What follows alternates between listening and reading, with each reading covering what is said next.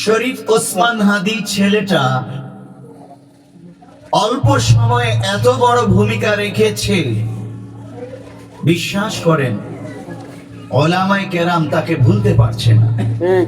আমি দিলাওয়ার বিন গাজীও ভুলতে পারছি না। প্রত্যেকটা মাহফিলে তার আলোচনা চলে আসে, প্রত্যেকটা মাহফিলে তার জন্য দোয়া আসে। কেন? কি এমন জাদু করেছে এই ছেলেটা যে ওলামায়ে কেরামকে আজও কাঁদায়? সাধারণ মানুষ তো কাঁদে, আপনাদের মতো ইসলাম প্রিয় যুবকরা কাঁদে তার জন্যে, সাধারণ মানুষও কাঁদে, আলেম ওলামা কাঁদতেছে, মহিলারা কাঁদতেছে। আপনি বিশ্বাস করবেন না, আমার ঘরের যে নারীরা আছে, আমার কন্যা, আমার আহলিয়া, যখনই ওসমান হাদির ভিডিও দেখে, তার বক্তব্য দেখে চোখের পানি ফেলে, কাঁদে। আল্লাহ তাআলা তাকে কবুল করে নিয়েছেন। এত চমৎকার ভাবে ওসমান হাদিকে আল্লাহ তাআলা কবুল করেছেন।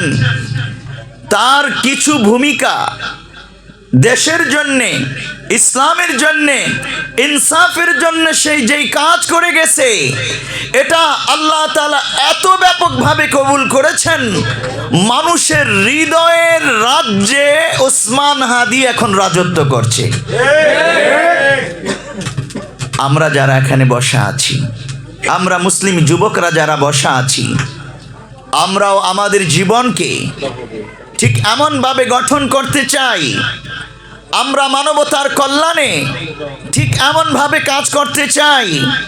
আমরা ইসলামের জন্য এবং ইনসাফের জন্য হাজারো বাতিলের মোকাবেলায় গুলির মুখে এমন ভূমিকা পালন করতে চাই যে আমার মাধ্যমে আল্লাহ তাআলা ইসলামকে, ইনসাফকে আল্লাহর এই জমিনে বিজয়ী করবে। যে অল্প কয়েকদিন মেহনত করেছে, কয়েক মাস মাত্র, ওসমান হাদিকে বাংলাদেশের মানুষ চিনে মাত্র কয়েক মাস। এই মাত্র কয়েক মাসে সে তার জীবনটাকে যেভাবে লিড করেছে, পরিচালনা করেছে ইনসাফের পক্ষে, আল্লাহ তাআলা এত খুশি হয়েছেন, এত খুশি হয়েছেন। আল্লাহ তাআলা এই যুবককে শহীদ হিসেবে কবুল করে নিয়ে তার ইনসাফের আওয়াজ আজ মানুষের কণ্ঠে কণ্ঠে, বাচ্চাদের কণ্ঠে কণ্ঠে উচ্চকিত করে দিয়েছেন। আল্লাহ তাআলা আমাদেরকেও যেন শহীদ ওসমান হাদির মতো কবুল করে নেন, বলি আমিন। দেখেন, এই ছেলেটা ইসলামের কাজ করতে করতে, দেশের কাজ করতে করতে, ইনসাফের জন্য কাজ করতে করতে সে এমন গ্রহণযোগ্যতা অর্জন করেছে, আল্লাহ তাআলা তার মৃত্যুটা দিয়েছে শুক্রবার। শুক্রবার যে রাত আছে, এই রাতে সে মৃত্যুবরণ করেছে। এক শুক্রবার জুমার নামাজ পড়ে মসজিদ থেকে বের হয়েছে, গুলি খেয়েছে। একটা বড় ইবাদত সম্পাদন করে সে যখন রিক্সা দিয়ে বা অটো রিক্সা দিয়ে যাচ্ছিল, এই সময় সে গুলি খেয়েছে। কেন গুলি খাইছে আমরা সবাই জানি। ফেসিবাদ, আধিপত্যবাদীরা তার ইনসাফের কণ্ঠস্বরকে ভয় পেয়েছে যে এই ছেলেটা যেইভাবে ভূমিকা রাখতেছে, অদূর ভবিষ্যতে বাংলাদেশের রাজনীতির গতিপথকে পাল্টে দেবে। ওই যা খুশি তা রাজনীতি বাংলাদেশে চলবে না। বাংলাদেশে রাজনীতি করতে হলে ইনসাফের রাজনীতি করতে হবে, জনগণের জন্য রাজনীতি করতে হবে, কল্যাণের রাজনীতি করতে হবে। দুর্নীতির রাজনীতি চলবে না, চাঁদাবাজির রাজনীতি চলবে না, সিন্ডিকেটের রাজনীতি চলবে না, জোর যার মুল্লুক তার সেই রাজনীতি চলবে না, জুলুম বেইনসাফের রাজনীতি চলবে না। ইনসাফের রাজনীতি, কল্যাণকামিতার রাজনীতি জনগণকে করতে হবে, রাজনীতিবিদদেরকে করতে হবে। সারা বাংলাদেশের মানুষের অন্তরে অন্তরে এমন এক জাগরণ তৈরি করেছিল, ওই ফেসিবাদী রাজনীতিবিদরা ভয় পেয়ে গেছে, আধিপত্যবাদীরা ভয় পেয়ে গেছে। এই ছেলেটাকে এখনই মেরে ফেলতে হবে, এটা বেঁচে থাকলে ভবিষ্যতে রাজনীতির গতিপথ যেমন পাল্টে দেবে, বাংলাদেশের রাষ্ট্রীয় নীতিমালা তাআলার গতিপথকেও সে পাল্টে দিয়ে ইনসাফের দিকে ধাবিত করবে। ফলশ্রুতিতে আমরা মুরলি করতে পারবো না, ঠিক কিনা বলেন? এই ভয়ের কারণে ভারতীয় আধিপত্যবাদীরা, বাংলাদেশের ফ্যাসিবাদীরা, তথা কথিত জুলুম তন্ত্রে পরিচালিত রাজনীতিবিদরা সম্মিলিতভাবে ওসমান হাদির বিপক্ষে দাঁড়িয়ে তাকে এই জমিন থেকে সরিয়ে দিয়েছে। আমরা সুস্পষ্ট কণ্ঠেই বলতে চাই, ওসমান হাদির মতো একজন ব্যক্তিকে জমিন থেকে সরিয়ে দেওয়া যায়, কিন্তু তার ইনসাফের কণ্ঠস্বরকে কখনোই সরিয়ে দেওয়া সম্ভব না। তোমরা জালেমরা হাজারো চেষ্টা করলেও যুবকদের অন্তর থেকে ওসমান হাদি যে ইনসাফের আওয়াজ তুলেছে এটা কেড়ে নিতে পারবে না, পারবে না। আজ অবস্থা এমন দাঁড়িয়েছে, তারা বলতে বাধ্য হচ্ছে জীবিত ওসমান হাদির চেয়ে মৃত ওসমান হাদি অনেক বেশি শক্তিশালী হয়ে গেছে, ঠিক কিনা? এই আপনারা যারা বসা আছেন, আপনাদের অন্তরে ওসমান হাদির মহাব্বত আছে না? সে যেই ইনসাফের আওয়াজ তুলেছে, সেই ইনসাফের আওয়াজের প্রতি কি আপনাদের সমর্থন আছে না? আপনারাও কি ওসমান হাদির মতো ইনসাফের আওয়াজের জন্য প্রয়োজনে বুকের তাজা রক্ত ঢেলে দিতে প্রস্তুত নয়? যুবকদের অন্তরে ইনসাফের ঈমানের আগুন জ্বলতেছে, এই আগুনকে তোমরা শহীদি রক্ত দিয়েও নিভাতে পারবে না। ইনশাআল্লাহ বাংলার লক্ষ কোটি যুবক, ইসলামী যুবক, তাওহীদি যুবক আজ প্রস্তুত হয়ে গেছে যে বাংলাদেশের রাজনীতির গতিপথকে তারা পাল্টাবে ইনসাফের পক্ষে।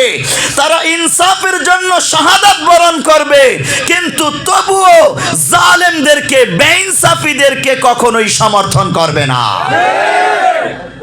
এমন এক অবস্থা আজ বাংলার জমিনে তৈরি হয়েছে এক ওসমান হাদির জন্যে। তো তার জন্য তো আমাদের দোয়া করাই লাগে, দোয়া অনুষ্ঠান হলে তার জন্য যাওয়াই লাগে। আমাকে যখন বলল হুজুর মানবতা ফাউন্ডেশন, দেখেন নামটাই অত্যন্ত চমৎকার, এই ফাউন্ডেশনের উদ্যোগে শহীদ ওসমান হাদির জন্যে দোয়া মাহফিলের ইন্তজাম করতে চাই, আমি লাব্বাইক বলে কবুল করে নিয়েছি। আজকে উপস্থিত হয়েছি ওসমান হাদির জন্য। আজকে আমি জুমার মসজিদেও জুমার পরে, প্রত্যেক জুমার পরে তো দোয়া হয়, আজকেও তার জন্য দোয়া করেছি। আপনি বিশ্বাস করবেন না, প্রত্যেকটা মুসল্লি, আমার প্রত্যেকটা মুসল্লি এখনো ওসমান হাদির জন্য কাঁদে। সে যে কর্মসূচিগুলো রেখে গেছে কল্যাণের, ইনসাফের, মানবতার, সেগুলো আমাদেরকেই বহন করতে হবে। রাজি আছি আমরা ইনশাআল্লাহ? আমাদেরকেই বহন করতে হবে।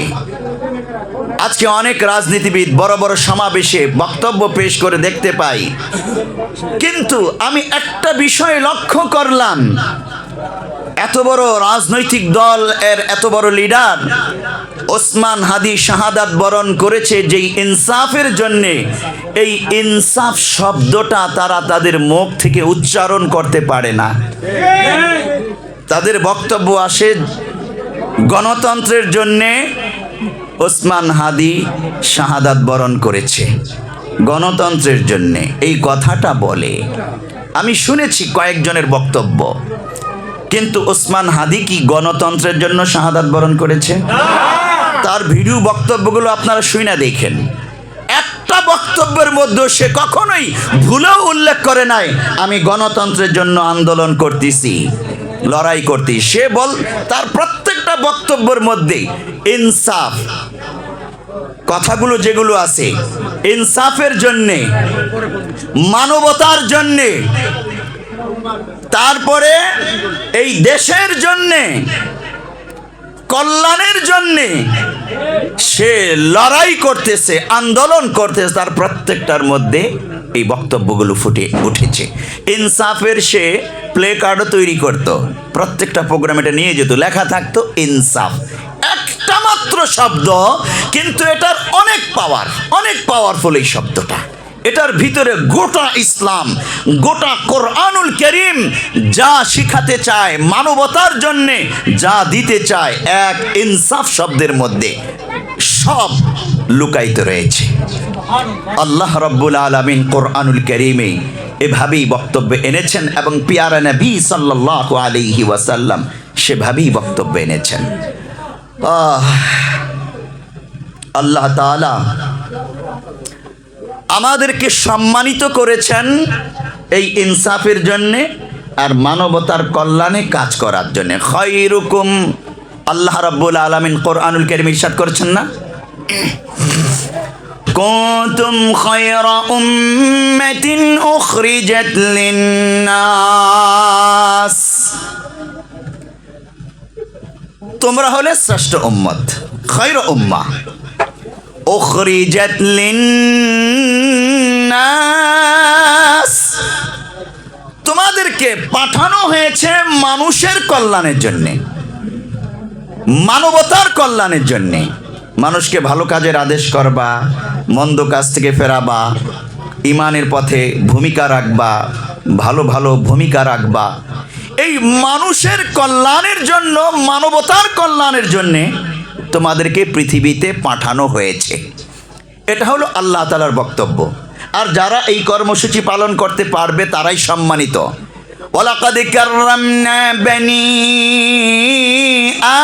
আদম وحملناهم في البر والبحر ورزقناهم من الطيبات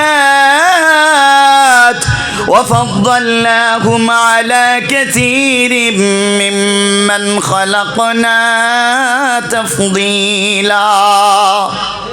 আল্লাহ তাআলা নিজেই বলছেন, আমি বনি আদমকে, আদম সন্তানদেরকে অত্যন্ত সম্মানিত করে সৃষ্টি করেছি। আদম আলাইহিস সালাম, হাওয়া আলাইহিস সালামের জন্ম কোথায় হয়েছে বলতে পারবো না আমরা? জান্নাতে। তার মানে আমাদের আদি পিতা আদি মাতার জন্ম জান্নাতে, পবিত্র জায়গায়। আমাদের বাড়ি জান্নাত। আমাদের বাড়ি কোথায়? জান্নাত, আসল ঠিকানা। তো আমরা যখন যেই সম্মান দিয়ে আল্লাহ তাআলা আমাদেরকে সৃষ্টি করেছেন সেটা ধরে রাখতে পারবো, আমরা সেই সম্মানিত জায়গা জান্নাতে যেতে পারবো ইনশাআল্লাহ। পিয়ারা নবী সাল্লাল্লাহু আলাইহি ওয়াসাল্লাম হাদিসে ইরশাদ করছেন, তাবারানী শরীফের হাদিস, আল্লাহর নবী বলছেন 5787 নম্বর হাদিস, পিয়ারা নবী বলছেন, খায়রুন নাসি আনফাউকুম লিন্নাস।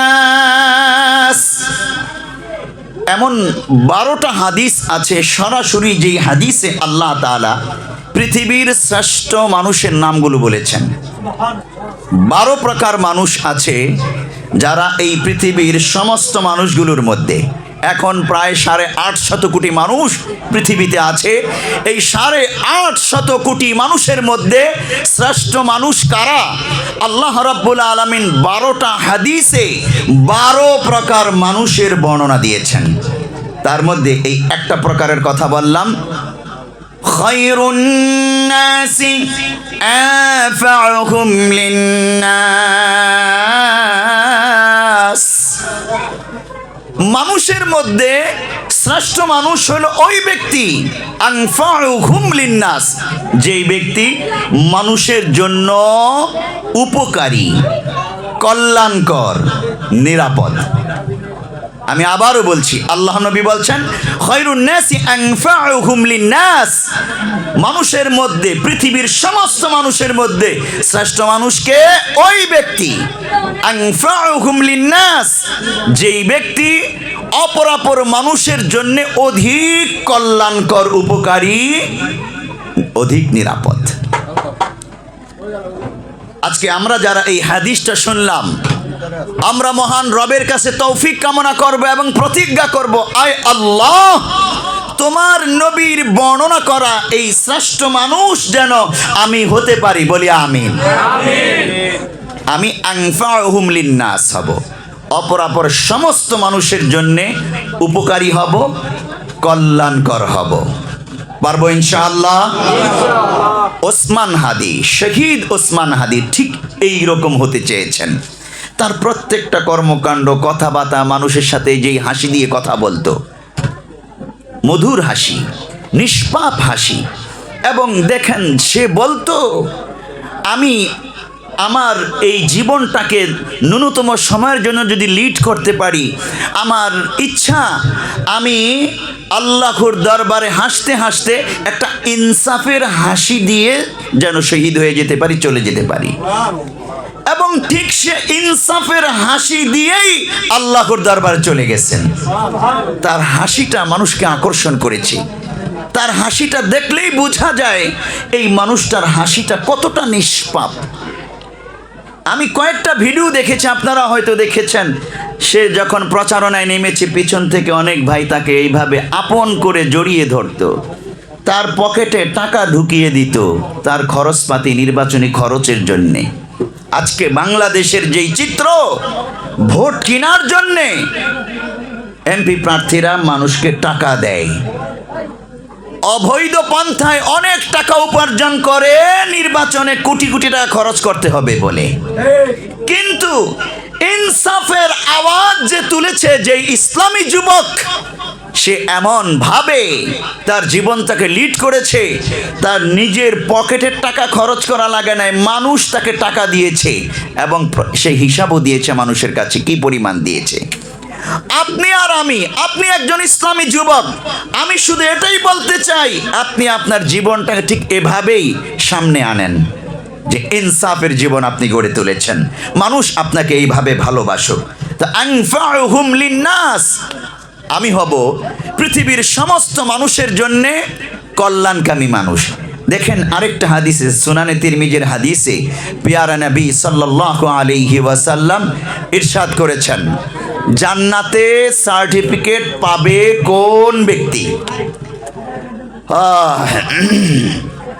পিয়ারা নবী সাল্লাল্লাহু আলাইহি ওয়াসাল্লাম বলেছেন তিনটা কথা।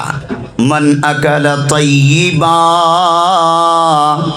এক নম্বর, যেই ব্যক্তি হালাল খাবার খাইলো, নির্যাতন করে, সিন্ডিকেট করে, দুর্নীতি করে, অবৈধ পন্থায় হারাম উপার্জন করে নাই, বরং হালাল উপার্জন করেছে, এক নম্বর। মান আকালা তাইয়িবা। দুই নম্বর, ওয়া আমিলা ফি সুন্নাতিন, এবং যাবতীয় আমল আর তার গোটা জীবনটা প্যারা নবী সাল্লাল্লাহু আলাইহি ওয়াসাল্লামের সুন্নাহ অনুযায়ী পরিচালনা করেছে। এক নম্বর, হালাল উপার্জন করেছে, হালাল খানা পেটে ঢুকিয়েছে, একটি টাকাও হারাম ঢুকায় নাই। দুই নাম্বার, তার জীবনটা, গোটা জীবনটা আল্লাহর নবীর সুন্নাত অনুযায়ী পরিচালনা করেছে, সমস্ত আমলগুলো সুন্নাত অনুযায়ী করেছে, খুঁজে খুঁজে সুন্নাতের উপর আমল করেছে। তিন নাম্বার, ওয়া আমিনান নাসু বাওয়াইকাহু দাখালাল জান্নাহ, আর পৃথিবীর অন্যান্য মানুষরা তার কাছে নিরাপদ, তার অনিষ্ট থেকে নিরাপদ। কখনো সে অন্য কোনো মানুষের জন্য এমন আচরণ করে নাই যে তার চোখ থেকে পানি পড়েছে কষ্টে, এমন জুলুম করে নাই, তার সম্পত্তি কেড়ে নিয়েছেন, এমন করে নাই যে তার ইজ্জত সম্মান নষ্ট করেছে, এমন কোনো কাজ করে নাই যে অন্যায়ভাবে তাকে চপেটাঘাত করেছে, আঘাত করেছে গায়ে, কিংবা রক্ত ঝরিয়েছে। এক কথায় এই ব্যক্তির কাছে পৃথিবীর অপরাপর সমস্ত মানুষের ইজ্জত, সম্মান, জীবন, সম্পদ সব কিছু নিরাপদ। এমন একজন নিরাপদ মানুষ হিসেবে নিজেকে গড়ে তুলেছে, তাকে দেখলেই মানুষ দৌড়ে এসেছে, সালাম করেছে, আলিঙ্গন করেছে, মোহাব্বত করেছে। এমন হয় নাই যে তাকে দেখলেই ভয় পেয়ে চলে গেছে অন্য রাস্তা দিয়ে, যে এই মানুষটা প্রতাপশালী, ক্ষমতাধর নেতা, এই মানুষ উল্টাপাল্টা করলে তাকে সম্মান না করলে আমাকে নির্যাতন করবে, মিথ্যা মামলা দিয়ে কারাগারে ঢুকাবে, আমাকে চটকানা মারবে, আমাকে গালি দেবে, অন্যায়ভাবে ধমক দেবে, কষ্ট দেবে, আমার সম্পদ কেড়ে নেবে। এই রকম অনিরাপদ মানুষ ছিলাম না, বরং এমন নিরাপদ মানুষ ছিলাম, এলাকাবাসী আমার মুস্কি হাসির দিকে তাকিয়ে থাকতো, আমার থেকে দেখলে দৌড়ে আসতো, মুসাফা করত, এবং আমাকেই তার জীবনের জন্য, সম্পদের জন্য, সম্মানের জন্য সবচেয়ে নিরাপদ মানুষ মনে করেছে। আল্লাহর নবী বলছেন, যেই ব্যক্তি এই তিনটা সিফাত অর্জন করবে, জান্নাতের এই তিনটা টিকেট যেই ব্যক্তি অর্জন করবে, এক নাম্বার হালাল উপার্জন করেছে, অবৈধ পন্থায় কোনো সম্পদ উপার্জন করে নাই, দুর্নীতি করে বিভিন্ন অন্যায় অপরাধ করে কোনো সম্পদ উপার্জন করেন নাই। দুই নম্বর আল্লাহর নবীর সুন্নতকে ধারণ করেছে। তিন নম্বর মানুষ তার কাছে সব দিক থেকে নিরাপদ ছিল, ইনসাফের জীবন সে গঠন করেছে। আল্লাহর নবী বলছেন, দাখালাল জান্নাহ, এই ব্যক্তি সোজা জান্নাতে প্রবেশ করবে। সুবহানাল্লাহ। আজ আমরা যারা উপস্থিত, যে আমার যুবক ভাইয়েরা, এই তিনটা কাজ, খুব বেশি না, কয়টা সবক? মাত্র তিনটা সবক। এই তিনটা সবক আমরা আমাদের জীবনে ফিট করব, পারবো ইনশাআল্লাহ। আল্লাহর নবী বলছেন, হাশরের ময়দান থেকে কঠিন ভয় বা মুসিবতের দিনে এই ব্যক্তি সোজা জান্নাতে প্রবেশ করবে।